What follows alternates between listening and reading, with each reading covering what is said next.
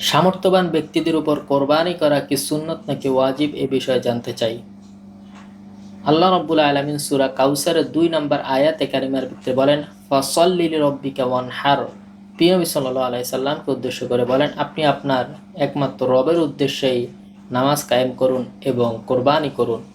এছাড়া সুনান ইবনে মাজাহ হযরত আবু হুরায়রা রাদিয়াল্লাহু আনহু থেকে বর্ণিত আছে, প্রিয় নবী সাল্লাল্লাহু আলাইহি সাল্লাম বলেন, যে ব্যক্তি সামর্থ্য থাকা সত্ত্বেও কোরবানি করে না সে যেন আমাদের ঈদগাহের দ্বারে কাছে না আসে।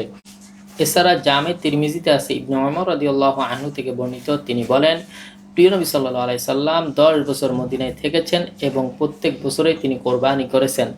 সুতরাং উপরোক্ত হাদিসগুলো থেকে বোঝা যায় কোরবানি করা ওয়াজিব, কেননা প্রিয় নবী সাল্লাল্লাহু আলাইহি সাল্লাম মক্কা থেকে হিজরত করার পর মদিনায় তিনি 10 বছর অবস্থান করেছেন এবং তিনি প্রত্যেক বছরে কোরবানি করেছেন, কোনো বছর কোরবানি বাদ দেন নাই। পাশাপাশি প্রিয় নবী সাল্লাল্লাহু আলাইহি সাল্লাম হাদিসে পাকের মধ্যে ধমকের সহিত বলেছেন, যারা সামর্থ্য থাকা সত্ত্বেও কোরবানি করে না তারা যেন আমাদের ঈদগাহে না আসে। সুতরাং এই হাদিসগুলো থেকে বোঝা যায় সামর্থ্যবান ব্যক্তির উপর কোরবানি করা ওয়াজিব। তবে অনেক ওলামায়ে কেরাম এটিকে সুন্নত বলেন, যারা সুন্নত বলেন তারা সুন্নতে মুআক্কাদা বলেন। সুন্নতে মুআক্কাদা ওজর ছাড়া যাবে না, কেননা সুন্নতে মুআক্কাদা ওজর ব্যতীত ছাড়লে অবশ্যই গুনাহের অন্তর্ভুক্ত হবেন।